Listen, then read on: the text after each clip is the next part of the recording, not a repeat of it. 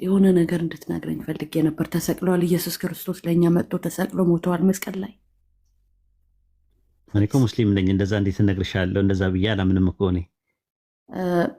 አታምንም? አይነው ግን ይነው ማች ሞር ከክርስቲያን ጅስት ታውቀዋለህ ብዬ ስለማምን ነው።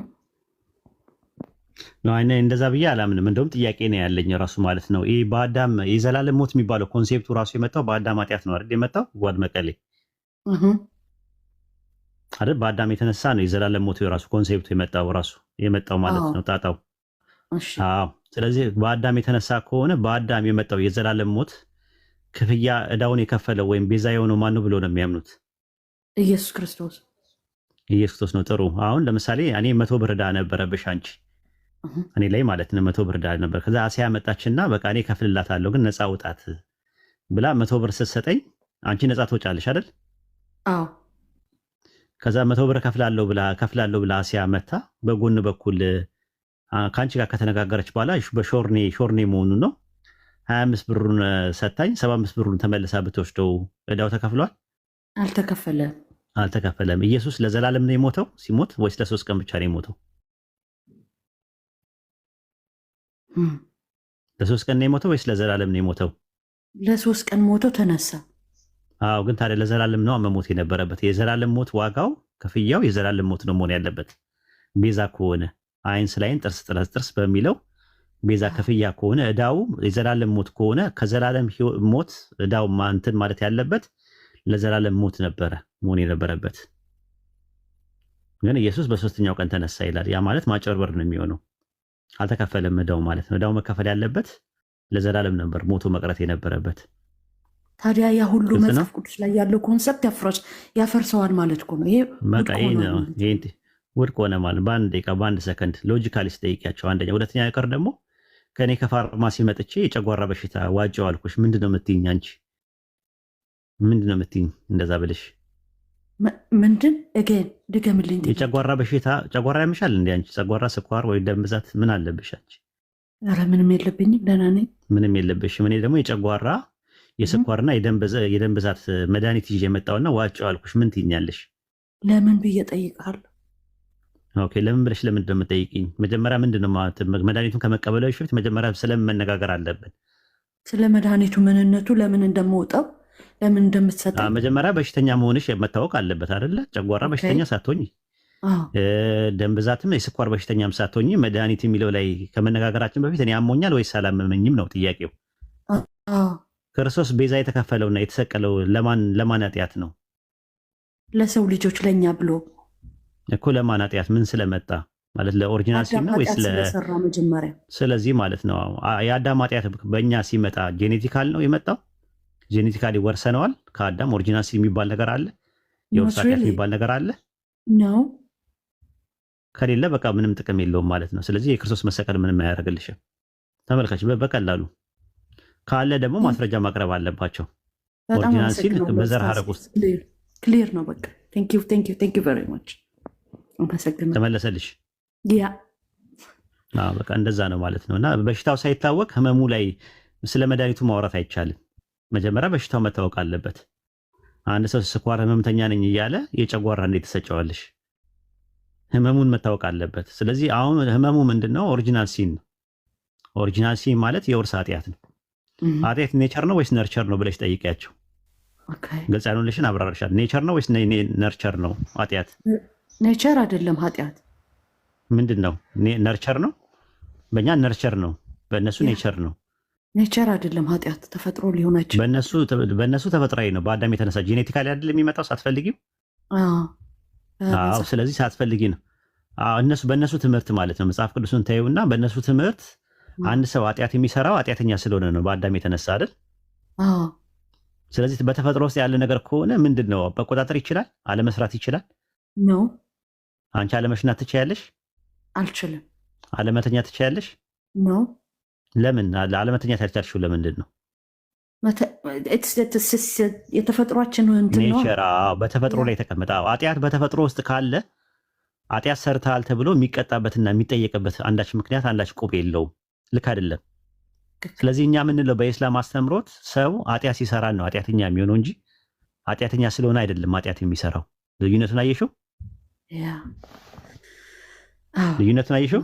አዎ በጣም ክሊር ነው። እስቲ ድገሚው። ምንድን ነው ያልኩሽ? ሰው ኃጢአተኛ ስለሆነ ሳይሆን ኃጢአት የሚሰራው ከእንትን የፈጠረው ያመጣው ነገር ኃጢአት ሲሰራ ነው ኃጢአተኛ የሚሆነው። ኤግዛክትሊ። በቃ ስለዚህ ልዩነቱ አለው ማለት ነው። እኛ ኃጢአት ምንድን ነው ብለን የምናምነው ነርቸር ነው ብለን ነው የምናምነው። ኃጢአት ማለት አላህ ያዘዘውን መልካም ነገር አለማድረግ፣ አላህ የከለከለውን ክፉ ነገር ማድረግ ኃጢአት ይሰኛል ማለት ነው። ኃጢአት ለመባል መጀመሪያ ይሄ ነገር ሐራም ነው፣ ይሄ ነገር ሐላል ነው፣ ይሄ ነገር ሙባህ ነው፣ ይሄ ነገር ሙስተሃብ ነው፣ ይሄ ነገር መክሩ ነው ብሎ የሚነግረን አካል ያስፈልጋል። መልእክቱን መስማት አለበት። አንድ ሰው በማያውቀው ነገር በሌለበት መመደድ የአዳምን ገፈትና አበሳ ቀማሽ ነው ተብሎ አይባልም። ራሱ የሱን ገፈትና አበሳ የሚቀምስበት ምንም ነገር የለውም ራሱ ማለት ነው። ዕዳው ገብስ ነው የሚባለው ነገር ማለት ነው። እና ይሄ ምንድን ነው? የደቦ ፍርድ ነው የሚሆነው። ፍርዱ ልክ አይደለም ነው ምንድለው እኛ። ስለዚህ በአዳም የተነሳ ምንም የመጣብኝ ኃጢአት የለም። ኃጢአት ኔቸር ሳይሆን ነርቸር ነው። ሲን የሚባለው ነገር ያለው ሲን አክቹዋል ሲን ብቻ ነው። የግብር ኃጢአት ነው። ኦሪጂናል ሲን ወይም ጥንተ አብሶ ወይም ደግሞ የውርስ ኃጢአት የሚባል ነገር እኔ ጋር የለም። እኔ የምሰራው እኔ የምጠየቀው ከኔ ከማንም የሚመጣ ነገር የለም። አዳም ለሰራው ኃጢአት ንስሐ ገብቷል በእኛ አስተምሮት ማለት ነው። ለምንድን ነው ጀነት ያላስገባው? መጀመሪያም ሲፈጥረው ጀነት አይደለም ያኖረው፣ ለማኖር አይደለም የፈጠረው፣ ለፈተና ነው እዛ የገባው። ፈተናውን ቢያልፍም ባያልፍም መውጣቱ አይቀርም። ለመላእክትም እንደዛ ነው ያላቸው፣ በምድር ላይ ምትክን አድራጊ ነኝና ብሎ ስላላቸው ማለት ነው። አደምና ሙሳም ሲከራከሩ እንደዛ ነው ያለው። እኔ አስቀድሞ እንደወጣ ተቀድሮብኛል ከ40 ዓመት በፊት ነው ያለው። ስለዚህ አዳም ጀነት ሲገባ በመልካም ስራው አይደለም የገባው። እንደኛውም በመልካም ስራ ነው አይደል? በመልካም ስራ ወይም እምነት ምናምን ይጠይቃል። አደም ግን ሲገባ በምርጫው አይደለም የገባው። ሲወጣም ደግሞ ያለ ምርጫው ነው ራሱ የሚወጣው። ሲወጣም ማለት ነው እንትን ኃጢአት መስራቱ ሰበብ ነው። ለአላህ ላይ አመፀ። ሱረቱ በቀራ ምዕራፍ 2 ቁጥር 35 ላይም እንደዛ ነው። እንዳትሰሩ አላቸው። ብትሰሩ ብትበሉ ይህንን ነገር ከበደለኞቹ ትሆናላችሁ ነው ያለው። ለበደለኞች ደግሞ የተዘጋጀ ሰዓት ስለነበረ ለዛ ነገር ባትምረን ከከሳሪዎቹ እንሆናለን ብለው ንስሐ ገቡ። አላህ ንስሐቸውን ተቀበለ ማለት ነው። ይሄ ነው ትምህርታችን ማለት ነውና ከዛ አንጻር ነው የሚታየው የኛ ያለው የሃርማቲዮሎጂ ትምህርት ወይም ስነ ኃጢአት ጥናት የሚባለው ነገር በጣም ጥልልና ጥንፍፍ ያለ ነገር ነው። እኛም እዚህ መተን ለማጥለልና ለማጠንፈፍ ነው ቁጭ ያልነውና በርቺ። እሺ አመሰግናለሁ።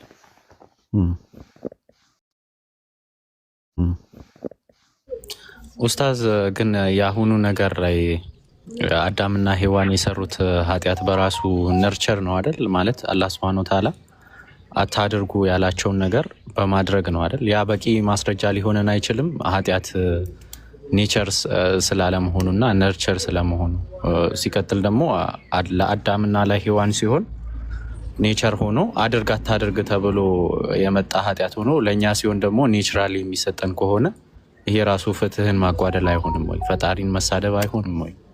አዎ ልክ ነው። እንደዛ ነው። ሱረቱል አሕዛብ ምዕራፍ 33 ቁጥር 33 ላይ እንደዛ ነው። በእርሱ በተሳሳታችሁበት ነገር በእናንተ ላይ ኃጢአት የለባችሁም፣ ነገር ግን ልባችሁ አውቆ በሰሩት ኃጢአት ይሆንባችኋል አለ። አላህ ማሪና አዛኝ ነው ብሎ ነው የሚያስቀምጠው ማለት ነው። ራሱ ሲጀመር ጀምሮ እኮ ኃጢአት የሚለው የግዕዝ ቃል ሀጣ ነው ከሚለው ራሱ ኢላማን ሳተ ነው፣ አመፀ ነው ራሱ። እና ኢላማን መሳት ማመፅ ማለት ነው ራሱ። ኸት የሚለው የዕብራይስጥ ቃልም እንደዛ ነው። ኸታ ከሚል ቃል ነው የመጣው። ኢላማን ሳተ ብሎ ነው ያስቀምጠው። በግሪክም እንደዛ ነው። ቬሎ ያኻቲ ይለዋል ራሱ። በግሪክ ደግሞ ስትመጣ ሃርማቲዮሎጂ ይባላል ማለት ነው። ሃርማቲያ ማለት ምንድን ነው? ግሪክ ኮይኒ ላይ ኢላማን መሳት ማለት ነው ራሱ። ሃርማታኖ ከሚል ቃል ነው የመጣው። ሮሜ ምዕራፍ 3 ቁጥር 20 ላይ ኃጢአት በህግ ይታወቃልና አለ። ህጉ ለአንተ አልተሰጠህም። ዛፉን አትብሉ የሚለው ትእዛዝ የመጣው ለአዳምና ለሔዋን ለአንተ አይሰጥም። አንተን የሚመለከት አይደለም። አንተን የሚመለከት ከሆነ አሁን ዛፉ መኖር ነበረበት። አንድ ሁለተኛ ነገር ደግሞ ውርስ ከመጣም የሆነ እንደ ፍየል የቅጠል የመብላት አባዜ ይጸናወተን ነበር ራሱ። እንደዛ አይደለም። ሮሜ ምዕራፍ 5 ቁጥር 13 ላይ እንደዛ ነው። ነገር ግን ህግ በሌለበት ኃጢአት አይቆጠርም ይላል። አንደኛ ቆሮንቶስ ምዕራፍ 15 ቁጥር 56 ላይ የሞት ሞጊያ ኃጢአት ነው፣ የኃጢአትም ኃይል ህግ ነው ይላል። ህግ ከሌለ ይሄ ነገር አድርግ ይሄ ነገር አታድርግ ከሌለ ኃጢአት የሚባል ነገር የለም። የያዕቆብ ምዕራፍ 4 ቁጥር 17 ላይም እንደዛ ነው። እንግዲህ በጎ ነገር ለማድረግ አውቆ ለማይሰራ ሰው ኃጢአት ነው ይላል። ተነግሮ በጎ ነገር አውቆ መጀመሪያ ማወቅ ይጠበቅብሃል።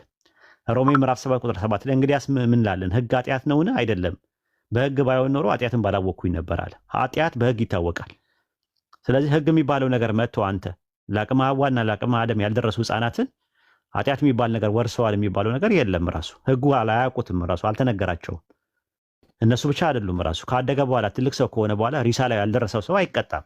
በሱረቱ ኢስራ ምዕራፍ 17 ቁጥር 15 ላይ መልእክተኛ እስከምንልክ ድረስ የምንቀጣ አይደለም ይላል። ስለዚህ አላህ ያንን ነገር ሲያደርገው ኃጢአት የሚባለውን ነገር ሱረቱ በቀራ ምዕራፍ 2 ቁጥር 35 ላይ ሲናገር አደም ወይ አንተም ከነሚስትህ በገነት ተቀመጥ፣ ከዛም በፈለጋችሁ ስፍራ በሰፊው ተመገቡ፣ ግን ይህችን ዛፍ አትቅረቡ፣ ከበደለኞች ትሆናላችሁ አለችው ይላል። አትቅረቡ ያላቸው ዛፉን ከበሉ ቅጣቱ በደለኛ እንደሚሆኑ ስለሚያውቅ ነው። አላህ በደለኞችን ደግሞ አሳማሚ ቅጣት እንደሚያዘጋጅ ሱረቱ ፉርቃን ምዕራፍ 25 ቁጥር 37 ላይ ለበደለኞች አሳማሚ ቅጣት አዘጋጅተናል ይላል። ሱረቱ ካፍ ምዕራፍ 18 ቁጥር 29 ላይ እኛ ለበደለኞች የከበበች የሆነች እሳት አዘጋጅተናል አለ። ሱረቱ አዕራፍ ምዕራፍ 7 ቁጥር 41 ላይ ብትመለከተው ለእነርሱ ከገሃነም እሳት በስራቸው ምንጣፍ ያለባቸው ሲሆን እነዚህ ለበደለኞችን እንቀጣበታለን አለ። ስለዚህ ከበደለኞች ትሆናላችሁ ሲላችሁ ይቀጣሉ ማለት ነው። ከዛ ምን አደረጉ? ሱረቱ አዕራፍ ምዕራፍ 7 ቁጥር 23 ላይ ጌታችን ሆይ ነፍሶቻችንን በደልን፣ ለእኛ ባትምረን ባታዝንልን በርግጥ ከከሳሪዎች እንሆናለን ብለዋሉ ይላል። ከዛ ሱረቱ ጣሃ ምዕራፍ 20 ቁጥር 122 ላይ ከዛም ጌታው መረጠው ከእርሱም ጸጸቱን ተቀበለው መረው አለ። ሱረቱ በቀራ ምዕራፍ 2 ቁጥር 37 ላይ ደግሞ በእርሱ ላይ ጌታው ጸጸትን በመቀበል ተመለሰለት ይላል። እርሱ ጸጸትን ተመላሽና ነውና እያለ ይናገራል ማለት ነው። ከዛ በኋላስ ወደኛ የመጣ ነገር አለ ወይ? የለም።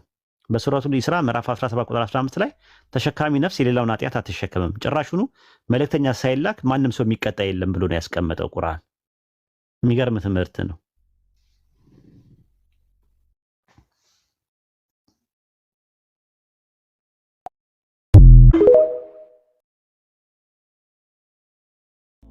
እኔ ከበድ ያለ ጥያቄ ማስበው ማለት ነው። ይህን ጥያቄ በእርግጥ በሁለቱም ነው የምትመልስልኝ፣ በመጽሐፍ ቅዱስም በቁርአንም በሁለቱም የምትመልስልኝ አሪፍ ነው። እና ምንድነው አምላክ ማለት አምላክ የሚባለው ወይ ደግሞ አላህ አይታወቅማ ማለት ማንም ሊቀርበው በማይችል ብርሃን ይኖራል ይላል እንትና ብሏል ጳውሎስ። እና እሱ ማንም ሊቀርበው አይችልም ማለት የእሱን መገለጥ ለማወቅ እንኳን ለማወቅ ቀርቶ ሰው ሊያቀርቶ ወደሱ መገለጥ እንኳን መጠጋት እንኳን አይችልም። እሱን ለማወቅ እንኳን መቅረብ አይችልም። እና ስለዚህ እንደዛ ብለን ነው የምታምነው። አምላክን ቀርበን ልናውቀው አንችልም፣ እንኳን ልናውቀው ደግሞ ልንቀርበው አንችልም ማለት ነው። በእኛ በኢስላም አስተምሮት ያው ሁዱር የሚባል ነገር አለ፣ መገኘት ፕሬዘንሱ በሁለት ነው ራሱ አርገን የምናስቀምጠው ማለት ነው። የመጀመሪያው ይሄ እንትን የሚባል አለ፣ ራሱ ኢላህ የሚባል ነገር አለ። ራሱ ኢላህ ማለት ትራንሰንደንስ ማለት ነው። ፕሬዘንስ የሚባል አለ። ትራንሰንደንስ ፕሬዘንስ ማለት አምላክ ከታይምና ከስፔስ በላይና ውጭ ነው ብለን ነው የምናምነው። በምን በዛቱ ማለት ነው። በዛቴ ኡሉ የሚባል ነገር አለ፣ ለዋላይነቱ ማለት ነው። ከሁሉ በላይ ነው ብለን ነው የምናምነው። ሱረቱ በቀራ ምዕራፍ 2 ቁጥር 255 ላይ ማየት ትችላለህ። ሱረቱ አዕላ ምዕራፍ 87 ቁጥር 1 ላይ ማየት ትችላለህ። ከሁሉ በላይ የሆነ ጌታን ስም አሞግስ ነው የሚለው። ስለዚህ ከዚህ አንፃር አላህ ምንድነው በዛቱ ከፍጥረት ውጪና ከፍጥረት በላይ ነው ብለን ነው የምናምነው። አላህ በቁርአን ውስጥም በሱረቱ ሐዲድ ምዕራፍ 57 ቁጥር 3 ላይ ስትመለከተው እርሱ ግልጽም ስውርም ነው ብሎ ያስቀመጠው። ስውር የሚሆንበት ምክንያት ምንድነው? በዛቱ ማንም ሰው አያውቀው፣ ከፍጥረት ውጪ ነው ያለው ራሱ ማለት ነው። እና እንደዛ ነው። እንደገና ደግሞ ሙላዚም ይባላል፣ ቅርብ ነው እሱ ብለን ኢማነንት ይባላል። ኢማነንት ፕሬዘንስ የሚባል ነገር አለ። ኢማነንስ ፕሬዘንስ የሚባለው ነገር ምንድነው? አላህ ቅርብ ነው ራሱ። በምንድነው ቅርብ ሲባል ተፋኡል የሚባል አለ፣ መስተጋብር ኢንተራክሽን ማለት ነው። ታሉቅ የሚባል አለ፣ ግንኙነት ሪሌሽን ማለት ነው። ተዋሱል የሚባል አለ፣ ተግባቦት ኮሚኒኬት ያደርገናል እኛን። ይሄ ምን ይባላል? በእንትን አምላካችን አላህ ብዙ ቦታ ላይ እንደዚህ ሲናገር ለምሳሌ ሱረቱ ሐዲድ ምዕራፍ 57 ቁጥር 4 ላይ እርሱም የትን ብትሆኑ ከእናንተ ጋር ነው፣ አላህ የምትሰሩትን ሁሉ ተመልካች ነው ይላል። ሱረቱ በቀራ ምዕራፍ 2 ቁጥር 115 ላይም እንደዛ ነው። ምስራቁም ምዕራቡም ያላህ ነው፣ ፊቶቻችሁን ወደ የትም ቦታ ብታዞሩ ያላህ ፊት እዚያ ነው ይላል። ሌላ ቦታ ላይ ደግሞ ከደም ጋኑ ይልቅ እኛ ቅርብ ነን ይላል አላህ ሲናገር። ስለዚህ በባህሪያቱ ከኛ ጋር ባለው ግንኙነት አላህ በደንብ ተፋኡል የሚባል አለ፣ መስተጋብር አለው ከኛ ጋር ማለት ነው። ያያል፣ ይሰማል፣ ያውቃል፣ ችሎታው አለው። ታሉቅ የሚባለው ደግሞ ግንኙነት ነው ራሱ። ነቢያቶችን ይልካል እንትን ይላል ማለት ነው። ሌላው ደግሞ ተዋሱል ነው፣ ይናገራል፣ ሪሊ የሚናገር ነው። ሲፈቱል ከላም አለው፣ የመናገር ባህሪ አለው፣ ያናግራል። ዲቫይን ሬቪሌሽኖችን እንትን ይላል፣ መጽሐፍቶችን ያወርዳል፣ ተግባቦት አለው ራሱ። ተዋሱል ማለት የኮሙኒኬሽን ማለት ነው። ይሄ ነው ትምህርታችን ማለት ነው። እዚህ ጋር ያልገባ ነገር ካለ መጀመሪያ በእስላም ላይ እንጨርስና ወደ ክርስትናው መሄድ እንችላለን ማለት ነው። ጁዶ ክርስቲያን ትራዲሽን ውስጥ ያለውን። እሺ የኔ ጥያቄ ግን ምን መሰለህ፣ አሁን አምላክ የማንም ሊቀርበው በማይችል ብርሃን ይኖራል ተብሏል። መጀመሪያ ይሄኛውን ጨርሰውና በኢስላም ላይ ያለው ግልጽ ነው ወይስ ወደ ባይብል ንግባ? እሺ በኢስላም ላይ ያለውን ግልጽ አድርግልኝ። ማለት አምላክን እኛ አምላክ እንደሚያውቅ ማወቅ እንችላለን። አምላክ እንደሚወድ ወይ እንደማይወድ የሱን ያ ስሜት እንዳለው ማወቅ እንችላለን። አምላክ ደግሞ እንደሚናገር እንደማይናገር ራሱ ማወቅ እንችላለን። አሁን ማለት ይሄን ስታየው ከመላእክት አንፃር ማየት ይቻላል። የሚናገረው አሁን እንዴት ነው የሚናገረው? በመላእክት በኩል ነው አይደል? በሶስት አይነት መንገድ ነው የሚናገረው። በሱረቱ ሹራ ምዕራፍ 42 ቁጥር 51 ላይ እንደዛ ነው የሚናገረው። አንደኛ በራእይ ነው፣ ሁለተኛ ከግርዶሽ በስተኋላ ነው፣ ሶስተኛ መልእክተኛ መላክን ይልክና በብዛ አማካኝነት ነብይን ያናገራል ማለት ነው። በሶስት አይነት ነው። በራእይ ማለት ወይ በህልም ሊሆን ይችላል፣ ወይ ደግሞ በተመስጦ ሳያስቡት ውስድ ያረጋቸውና በራእይ ሊሆን ይችላል። ሁለተኛ ደግሞ ከግርዶሽ በስተኋላ ማለት ያለ ራእይ ያለ መልአክ ቀጥታ ድምጽ እያሰማ፣ ለምሳሌ ሙሳ አለይሂ ሰላም ስትመለከተውና ረሱል ሰለላሁ ዐለይሂ ወሰለም ለሌሊቱል ኢስራ ወር ሚራጅ ላይ ወይም ደግሞ አደም አለይሂ ሰላምን ሲያናገራቸው እነዚህ ሶስቱን ሲያናገራቸው ቀጥታ ነው ያናገራቸው ከግርዶሽ በስተኋላ ማለት ነው። ሳያዩት ግርዶሽ ወይም ደግሞ ኑር ብርሃን በማሳየት በዛ ድምጽ ይሰሙ ነበር ማለት ነው። ይሄ ሁለተኛው ነው። ሶስተኛውና የመጨረሻው ደግሞ መልእክተኛ መልአክ ይልካል። መልእክተኛ መልአክ ይልክና በመልአኩ አማካኝነት ይናገራል ማለት ነው። በዚህ መልኩ አላህ ተግባቦት አለው ተዋሱል አለው ብለን እናምናለን ከፍጥረቱ ጋር። እሺ አሁን ለምሳሌ የመጀመሪያው ላይ ከግርዶሽ በስተኋላ ሲያናግር ሰውን እንደዛ ሲያናግር አምላክ ካለበት ቦታ ወርዶ ወይ በአካል ተገልጦ ምናምን እንደዛ ያናግር ማለት እና እንዴት ነው እንደዛ ሲያናግራቸው ይችላል ማለት? ፈጣሪ ከፍጥረቱ በላይ ሆኖ ፍጥረት ዓለሙን ቅድም እንዳልኩ ነው ሙላዚም የሚባል ነገር አለ። ቅርብ ነው። ኢማነንት ፕሬዘንስ የሚባል ነገር አለ። ኢማነንስ የሚባለው አላህ በዚህ እኛን የምናቀበትን ነገር ነው። እሱ ግልጽም ስውርም ነው የሚለው። ግልጽ ራሱን የሚያደርግበት ምክንያት በዛ ነው እንዳልኩ። ተፋኡል አለው፣ መስተጋብር አለው፣ ታሉቅ አለው፣ ግንኙነት አለው፣ ተዋሱል አለው፣ ተግባቦት አለው፣ ኮሚኒኬት ያደርጋል ራሱ ማለት ነውና ያንን ይሰማል፣ ያያል፣ ያውቃል። የግድ አሁን ለምሳሌ አንተ እኔን ለማዋራት እኔ እናንተ መገናኘት አለብን፣ ውስንነት አለብን እኔ እናንተ ለምሳሌ ማለት ነው። እኔ የምታዳውም እየሰማህ ያለው እኔን ነው አይደለ? እዛውን ለምሳሌ ዘመዶች ምናምን የሆነ ቦታ ያሉ ሰዎች እየሰማ ነው የሚያወሩትን ነገር? አይ አይደለም። ማንን ነው እያየ ያለው? አሁን እኔ ቲክቶክ ነው እያየ ያለው። ሁሉ ነገር ማየት አትችልም። ስለዚህ አላህ ግን ምን ያደርጋል? ምን አለው? ተፋኡል አለው፣ መስተጋብር አለው፣ ያያል። ሁሉ ነገር ማየት፣ ሁሉ ነገር መስማት፣ ሁሉ ነገር ማወቅ፣ በሁሉም ነገር ላይ ችሎታው አለው ራሱ ማለት ነው። ውስንነት የሚባል ነገር የለውም። እሱ ጊዜና ቦታን ያካበበ ነው። አላህ ነገርን ሁሉ በእውቀቱ ያካበበ ነው ይላል። ስለዚህ አላህ ሁሉ ነገር ይሰማል፣ ሁሉ ነገር ያያል።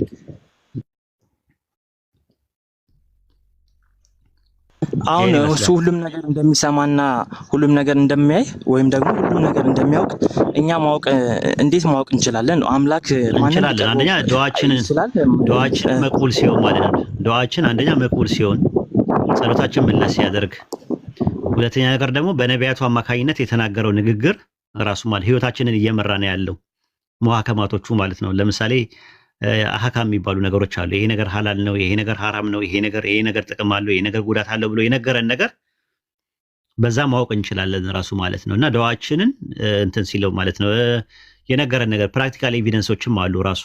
ለምሳሌ ዚኪር ማብዛት ቀልብ እንደሚያረጥብ ነግሮናል፣ በህይወታችን አይተነዋል። እሱን ነገሮች ሳቲስፋክሽን እንዳለው ልቦች አላህን በማውሳት ይረካሉ ይላል።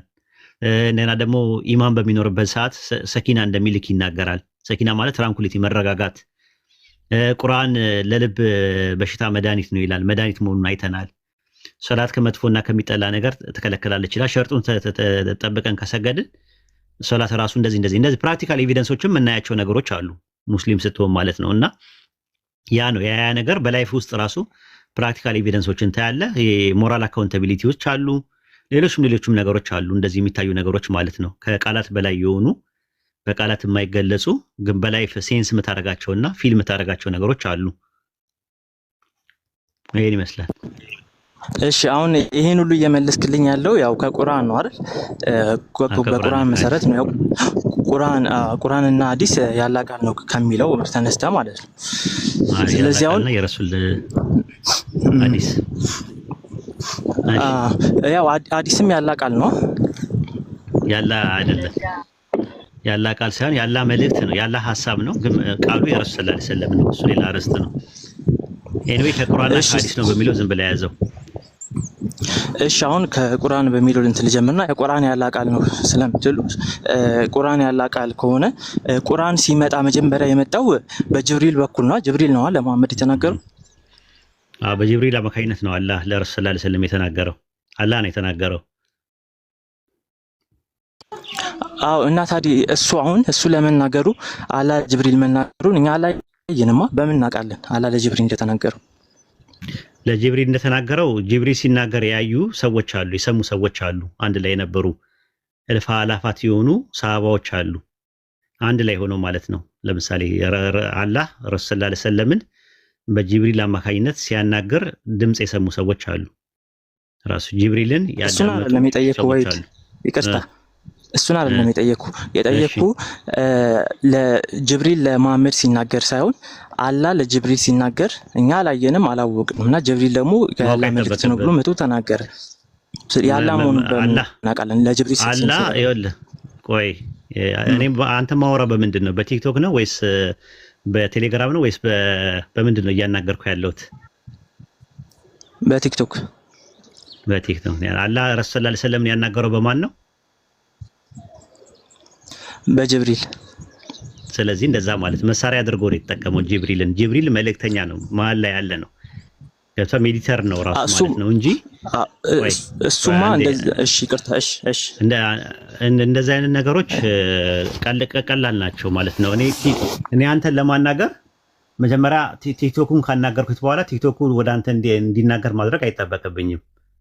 እኔና ቲክቶኩ መጀመሪያ ስንነጋገር ማስረጃው ምንድነው አይባልም። ይኸው እያናገርኩ ነው ያለሁት በቲክቶኩ እያናገርኩ፣ መጀመሪያ አንተ ለቲክቶኩ ስታናገረው ማስረጃ መምጣ እንደማለት ነው። ገብቷል ማለት ትናንትናም ልክ እንደዚህ ተመሳሳይ ጥያቄ ነው አንዱ የጠየቀው የነበረው ማለት ነው። እና ኤግዛምፕል ቀለል ኤግዛምፕል ነው ያደረገው። ሉቃስ ወንጌል ምዕራፍ 1 ቁጥር 26 ላይ መልአኩ ገብርኤል ድንግል ማርያም ጋር መጥቷል አይደል? መጥቶ አብስሯታል አይደል? አዎ። ከማን ተልኮ ነው የመጣው? ከእግዚአብሔር ማለት። ምን ብሎ ልኮታል? ሲልከው ወንድ ልጅ ትወልጃለሽ ስሙንም ኢየሱስ ትይዋለሽ ብሎ እንዲላት ነው። እንደዛ ብለህ ንገራት ብሎት። ኦኬ። ለመልአኩ እግዚአብሔር ሲነጋገርበት ያለ ማስረጃ ይኖራል? የለም፣ ማስረጃ የለም። ስለዚህ ምንድን አይነት ጥያቄ ነው እኮ? እሱን እኮ ነው የምልህ። አሁን በመጽሐፍ ቅዱስ ላይ እኮ ገብርኤል መቶ ለማርያም ሲነግራት ካላህ ሰምቶ ነው ብለን በእምነት እናምናለን። መጽሐፉን አንብበን ነው በእምነት ነው የሚቀበለው እንጂ ለዛ ማስረጃ የለም። ታዲያ እኮ ማስረጃ አይጠበቅብህም እኮ ነው የምልህ እኮ። አንተ ነህ እኮ መስፈርቱን ያወጣው እንጂ ዳንኤል ጋር ለምሳሌ መልአኩ ገብርኤል መጣ፣ ሰባ ሱባኤው ነገረው አይደል? ስለ ሰባ ሱባኤው ምናምን ነገር ነገረው። ከማን ተልኮ ነው የነገረው መልአኩ? ያው ከእግዚአብሔር መላእክት ሁሉ ሲመጡ ከእግዚአብሔር ተልከው ነው ወይ ከአምላክ ወይ ከአላህ ተልከው ነው የሚመጡት ብለን ነው የምናምነው። ስለዚህ አሁን የምታውቀው በውጤቱ ነው ሲራክዬ የምታውቀው እንጂ አሁን አንድ ነገር ሲነጋገሩበት መልአኩ ከእግዚአብሔር ጋር የተነጋገረበትን ማስረጃ አምጣ አይባልም። ትክክል አይደለም። ፎርስ ስታንዳርድ ነው። አየኛ ጋር ሲሆን ልክ እንደዛ መሆን የለበትም። ማወቅ ያለበት ምንድነው መልአክ መሆኑ ነው ዋናው ነገር፣ ትልቁ ነገር። መልአኩ ከአምላክ ዘንድ ይዞት የመጣው መልእክት በሶሳይቲ ላይ የሚሰጠው ኢምፓክት ነው ዋናው ነገር የሚፈለገው። መልአኩ ገብርኤል ማርያም ጋር መጣ አይደለ? ማርያም ጋር ከመጣ በኋላ ልትጸንሻለሽ በድንግልና እንደምትጸንስ ምናምን ነገራት። ከዛ በኋላ መልአኩ ከአምላክ ስለመሆኑ ምንድነው ማስረጃችን መሆን ያለበት? በድንግልና በቃ እንደዛ ማለት። ገብርኤል ዳንኤል ጋር ሲመጣ ስለ ሰባዊ ሲነግረው ትንቢት ነው የያዘው። ያ ትንቢቱ ሲፈጸም ስታይ አሃ ገብርኤል ዳንኤል ጋር የመጣው ገብርኤል ከአምላክ ዘንድ ነው የመጣው ብለህ ድምዳሜ ላይ ደረስክ አይደለ? ልክ እንደዛው ማለት ነው። ቁርአን ላይም እንደዛው ስትመጣ ቁርአን የአምላካችን የአላህ ንግግር መሆኑን የምታውቀው በመላእክቱ ጅብሪል አማካኝነት የተነገረው ገይባት ነገሮች አሉት፣ የሩቅ ነገር ሚስጥሮች አሉት፣ ነባ አለው፣ ትንቢቱላ አለው። ያ ነገር ትንቢቱ በሰዎች ህይወት ውስጥ ሲፈጸም ማየት ትችላለህ። ለምሳሌ ኤግዛምፕል ልስጥ። ሱረቱ ሩም ምዕራፍ 30 ቁጥር 1 ላይ ሩም መጀመሪያ ተሸንፋ ከዛ በኋላ እንደምታሸንፍ ትንቢት ተነግሮ ነበረ አይደለ? ከ10 ዓመት በኋላ ትንቢቱ ተፈጸመ አልተፈጸመም? እሺ ሮም ተሸነፈች አይደለ? በፐርሺያኖች ተሸነፈች አይደል? አልተሸነፈችም ሮም? አዎ እሺ ተሸንፋለች። ከዛ በኋላ አሸነፈች አይደለ? አዎ ያን ትንቢት ነው። ትንቢቱ ተፈጸመ። ትንቢቱ ሲፈጸም አየ። ይሄ ምንድነው?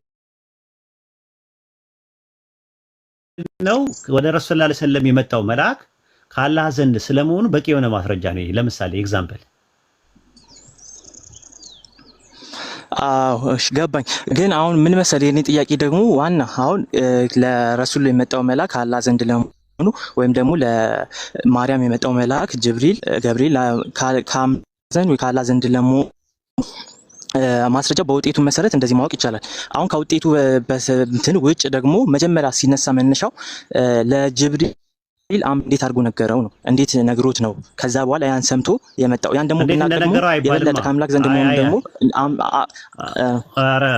አምላክ መኖሩን እናውቃለና መጀመሪያ ከአምላክ እንዴት ሲነገር ማለት እንዲህ ሊሆን አይችልም ማለት ሲራኪ ኤግዛምፕል ልስጥ እዚህ ላይ ያመጣው ላይ ኤግዛምፕል ልስጥ። ለምሳሌ ጅብሪልና አላህ የተነጋገሩበት ማስረጃ ቢኖር አለ ብዬ የሆነ ነገር ብዬ ለምሳሌ ኤግዛምፕል ነው። ማርያምና ወደ ማርያም መልአኩ ከመምጣቱ በፊት ለገብርኤል እግዚአብሔር የተናገረው ንግግር ይሄ ነው ተብሎ ቢነገር አንተ በቦታው እስካልነበርክ ድረስ ለአንተ የሚጠቅም ነገር አለ? ያው ለጅብሪል እንደነገረው ሳቅ አምላክ መኖሩን እርግጠኛ ሆናለሁ። ጅብሪል በራሱ እውቀት እውነተኛው በምንድን ነው ያወቅኸው?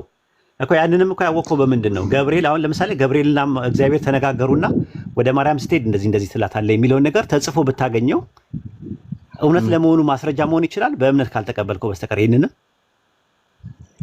እውነት ለመሆኑ ማስረጃ መሆን ይሄንኛው አይችልም። ግን ከዚህ የበለጠ ከሆነ ሌላ ረቀቅ ያለ ሀሳብ አምላክን የሚገልጽ እምነትን ሊያጠናክርልኝ ይችላል ነው እንጂ የሚባለው ለማወቅ አይረዳህም።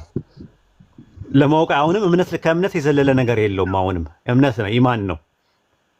አሁንም እምነት ነው የሚሆነው እንጂ አንተ የበለጠ ኮንፈርሜሽን የሆነ ታንጀብል የሆነ ፕሩፍ ወይም በአምስቱ የስሜት ሕዋሳት ቼክ አድርገህ የምታረጋግጠው ነገር አይደለም የሚሆነው። ይሄም ማለት ነው የሚመጣው ማለት ነው። ግን ስታንዳርዱ ልክ አይደለም ነው የምልህ። አንድ መልአክ መሆኑ መልአክ ነው ከተባለ በቂ ነው። ከዛ ይዞት የመጣው መልእክት ነው የሚታየው የሚፈተሸው ማለት ነው። እንትን ኮፒ ሊንክ አድርጉልኝ ያ ጀማ ዋርኒንግ እየሰጠኝ ነው አሁን ለሁለተኛ ጊዜ ሲያመጣ ማለት ነው። እና ግልጽ ነው። አዎ ግልጽ ነው። ግን ጅብሪል ወይ መልአኩ ከአምላክ እንዴት እንደሰማ ምናምን ማወቅ አይቻልም ነው በአጠቃላይ አንተ እንትና አልተገለጸም እንጂ አልተገለጸም። አዎ አልተገለጸም፣ መገለጽም አይጠበቅበትም እንጂ እንደዛም ስታንዳርድ ሆኖ አያውቅም ራሱ ማለት ነው። እና ቢሆንም ራሱ ምንም የሚጠቅመው ነገር የለም። የተለየ ነገር አያመጣም። የተለየ እውቀት አይሰጥህም ለአንተ። አየለማ በቦታ የለህም ራሱ። አሁን ሉቃስ እንደዛ አለ ልበል መልአኩ ገብርኤል እና እግዚአብሔር እንደዚህ ማርያም ጋር ምን እንደሚነግራት እንደዚህ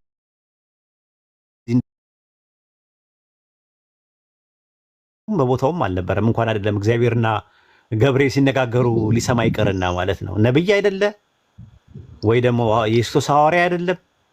የጳውሎስ ተማሪ ነበረ። ጳውሎስ ራሱ የክርስቶስ ሐዋርያ አልነበረም፣ በቦታው አልነበረም ራሱ። ኢየሱስ 12 ሐዋርያት ነው ራሱ ሴሌክት ያደረገው ካስት ያደረገው የመረጠው። ስለዚህ እንደዛ ሊሆን አይችልም። እና አንዳንድ ነገሮችን ሎጂካሊ ልንቀበላቸው እንችላለን። ግን ከሎጂክ ያለፉ ነገሮች ደግሞ አሉ። እምነት ላይ ስትመጣ ከሎጂክ ያለፉ ነገሮች ራሱ ማለት ነው። ለምሳሌ እንዴት ቀጥል ያው እንዴት እንደሆነ ማወቅ አይቻልም ነው ማለት ለጅብሪል አምላክ ሲነግረው እንዴት እንደሆነ ከቻልን እኮ አልተገለጸም ነው እኮ ብለህ እኮ አልተገለጸም። በጣም ማሳነስ ነው። አምላክ ሲናገር ማየት አንችልም ነው ኖ አልተገለጸም ነው። ለጅብሪል ማምነው ግን እንደዛ ነው ሲያዘው ምን እንዳዘዘው አልተገለጸም ነው ለማለት የተፈለገው። ያልተገለጸ ነገር ደግሞ እኛ ጋር በዝምታ ነው የምናልፈው። በዝምታ የምናልፋቸው ነገሮች አሉ። የተገለጸው ነገር እንቀበላለን። ከአህለል